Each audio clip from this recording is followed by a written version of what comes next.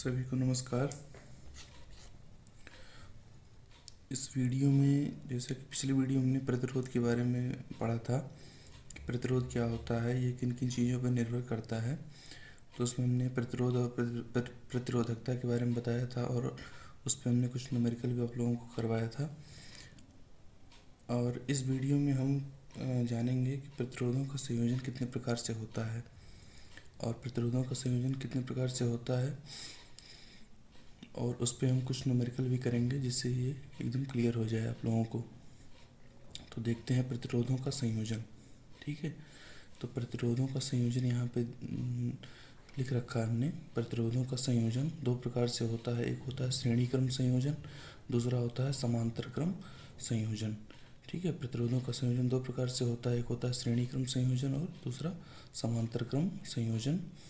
श्रेणी क्रम संयोजन जो होता है उसमें प्रतिरोध, सारे के सारे प्रतिरोध किस में जुड़े होते हैं, श्रेणी क्रम में जुड़े होते हैं। जैसे R1, R2, R3, Rn, हमारे पास n प्रतिरोध हैं जो कि सीरीज में जुड़े हुए हैं। सीरीज में जब कोई चीज़ जोड़ी जाती है तो जैसे लड़ियाँ जुड़ती हैं, ठीक है, जैसे R1 एक लड़ी हो गई, ठीक है, R1 जहाँ ख़त्म होगी वहाँ से दूसरी लड़ी R2 जुड़ गई, R2 जहाँ ख़त्म हो रही है वहाँ से तीसरी लड़ी R3 जुड़ गई। इस तरह से जो कनेक्शन बनता है हमारा क्या कहलाता है, सीरीज कनेक्शन कहलाता है। ठीक है, तो सीरीज कनेक्शन में एक चीज़ में ध्यान देने वाली बात यह है कि जब भी सीरीज कनेक्शन होता है तो चूँकि R1, R2, R3, Rn ये सब एक जुड़कर एक परिपथ बना रहे हैं, एक इलेक्ट्रिकल परिपथ बना रहे हैं। ठीक है, तो इसमें जो करंट I फ्लो कर रही है, I जो फ्लो करेगी वो सभी में समान रूप से करंट I का प्रवाह होगा। ठीक है, इसके विपरीत इनके क्रॉस जो वोल्टेज होगा वो अलग अलग होगा। वो डिपेंड किस पे करेगा, R1, R2, R3 और Rn की वैल्यू पर। ठीक है, जैसे R1 का मान अगर कम होगा तो V1 जो इसके क्रॉस वोल्टेज ड्रॉप होगा V1 बराबर I इंटू R1। ठीक है, जैसे V1 बराबर I इंटू R1। ठीक है, इसी तरह V2 बराबर होगा I इंटू R2। इसी तरह V3 बराबर होगा I इंटू R3। Vn बराबर I इंटू Rn। ठीक है, तो कहने का मतलब ये है मेरे कि श्रेणी परिपथ में करंट का मान सभी प्रतिरोधों के लिए समान होता है जबकि वोल्टेज अलग अलग होता है। वो डिपेंड करेगा R1, R2, R3, Rn की वैल्यू पर। ठीक है, क्योंकि वोल्टेज ड्रॉप जो हम निकालते हैं तो V बराबर IR होता है जो कि ओम का नियम है। आगे हम बताएंगे ओम का नियम क्या होता है। ओम का नियम है V बराबर IR। ठीक है, तो ओम का नियम ये बताता है कि कोई प्रतिरोध R है उसमें करंट I फ्लो कर रही है तो उसके क्रॉस जो वोल्टेज ड्रॉप होगा वो किसके बराबर होगा, V के बराबर होगा।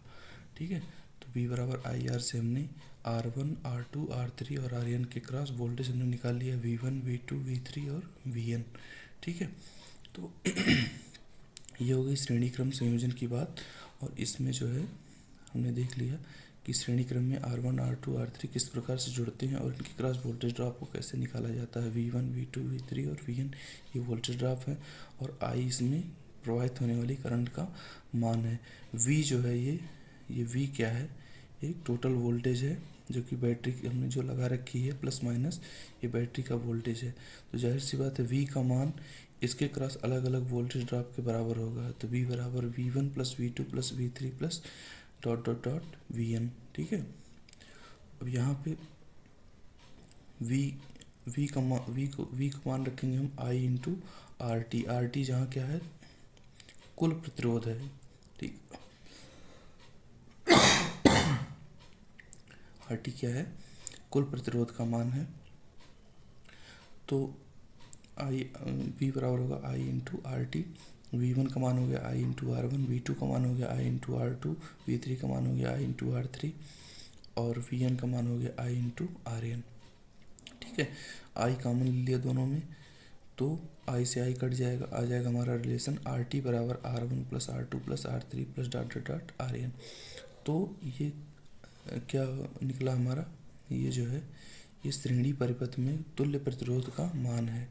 ठीक है, मतलब श्रेणी परिपथ में अगर R1, R2, R3, Rn इस तरह से n रेजिस्टेंस श्रेणी क्रम में जुड़े हुए हैं, तो इनका अगर कुल प्रतिरोध आपसे पूछा जाए कि इसका तुल्य प्रतिरोध कितना होगा, इसका तुल्य प्रतिरोध RT कितना होगा, तो ये R1 plus R2 plus R3 plus dot dot dot plus RN के बराबर होगा। ठीक है, तो RT बराबर हो जाएगा R1 plus R2 plus R3 plus RN।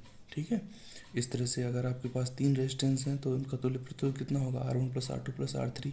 4 resistance हैं तो R1 plus R2 plus R3 plus R4। अगर आपके पास 5 रेजिस्टेंस हैं तो टोटल रेजिस्टेंस होगा R1 plus R2 plus R3 plus R4 plus R5।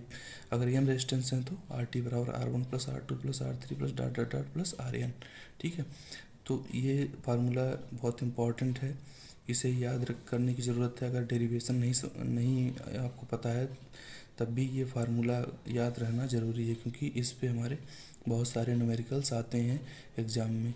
ठीक है, तो जहाँ भी हम श्रेणी क्रम संयोजन देखें वहाँ पे अगर तुल्य प्रतिरोध का मान पूछा जाए तो सारे रेजिस्टेंसों को हमें जोड़ लेना है। ठीक है, इसके बाद हम आते हैं समांतर क्रम संयोजन पर। समांतर क्रम संयोजन देखिए, समांतर क्रम में संयोजन में क्या होता है कि ये R1 रेजिस्टेंस है, ये R2 रेजिस्टेंस है, ये R3 रेजिस्टेंस है और ये RN रेजिस्टेंस है। ठीक है, तो सब के सब किस में जुड़े हैं, ये हमारे समांतर क्रम में जुड़े हैं। यहाँ पे देखिए ये रेजिस्टेंस का पहला सिरा है, ये रेजिस्टेंस का दूसरा सिरा है। ठीक है, पहला सिरा दूसरा सिरा, इसी तरह इसका पहला सिरा है, इसका दूसरा सिरा, इसका पहला सिरा, इसका दूसरा सिरा, इसका पहला सिरा, इसका दूसरा सिरा। यहाँ पर सारे रेजिस्टेंसों का पहला सिरा एक साथ जोड़ दिया गया, सारे रेजिस्टेंसों का दूसरा सिरा एक साथ जोड़ दिया गया और उनके क्रॉस हमने एक बैटरी का वोल्टेज सोर्स लगा दिया प्लस माइनस V। ठीक है, तो इस तरह का जो संयोजन कहलाता है, ये क्या कहलाता है, समांतर क्रम संयोजन है। देखिए सारे रेजिस्टेंस समांतर में जुड़े हुए हैं। ठीक है, सारे रेजिस्टेंस समांतर में जुड़े हुए हैं।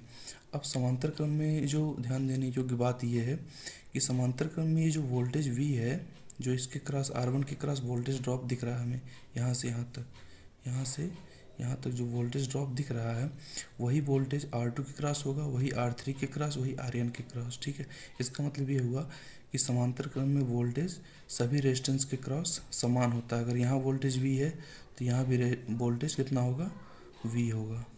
ठीक है, इसके विपरीत अगर हम करंट की बात करें तो यहाँ से जो टोटल करंट I चल रही है वो करंट क्या I1, I2, I3 और IN में डिवाइड हो रही है।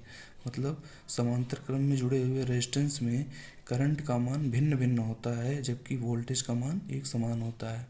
ठीक है, तो यहाँ पे अलग अलग ब्रांचों में करंट का मान I1, I2, I3, IN है। ठीक है, जबकि वोल्टेज का मान समान है। ठीक है, तो इसी को हम डेरिवेशन में यूज करेंगे।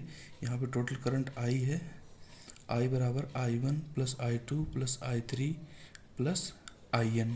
ठीक है, इस तरह से हो जाएगा I बराबर I1 plus I2 plus I3 plus dot dot dot IN। ठीक है, तो यहाँ पे I का मान टोटल आ गया।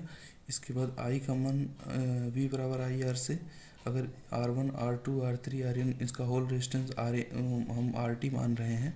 ठीक है, तो I को रखेंगे V बाई RT करके बराबर I1 का मान रखेंगे V बाई R1, I2 का मान V बाई R2, I3 का मान V बाई R3, IN का मान V बाई RN। ठीक है, यहाँ पे चूँकि वोल्टेज सभी रेजिस्टेंस के क्रॉस समान है, सभी के क्रॉस V वोल्टेज है, इसलिए सभी का वोल्टेज V ये सब समान रहेगा।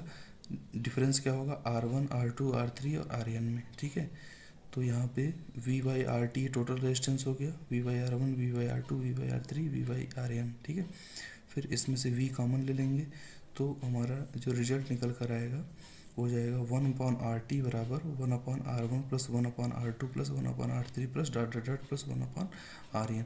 ये समांतर क्रम में तुल्य प्रतिरोध निकालने का फार्मूला है। अगर n रेजिस्टेंस हमारे पास समांतर क्रम में जुड़े हुए हैं तो उनका तुल्य प्रतिरोध हम कैसे निकालेंगे, इस तरह से हम निकालेंगे 1/RT बराबर 1/R1 plus 1/R2 plus 1/R3 plus dot dot dot plus 1/RN। ठीक है, तो इस तरह से हम जो है दो रिलेशंस यूज करते हैं प्रतिरोधों के संयोजन में। एक होता है श्रेणी क्रम संयोजन जो कि होता है तुल्य प्रतिरोध निकालने का फार्मूला RT बराबर RT T for total R1 plus R2 plus R3 plus dot dot dot RN। समांतर क्रम में 1/RT बराबर 1/R1 plus 1/R2 plus 1/R3, ठीक है, प्लस डॉट डॉट 1/Rn। तो इस तरह से आप इसको निकाल सकते हैं, ठीक है। तो आशा करता हूँ समझ में आया होगा।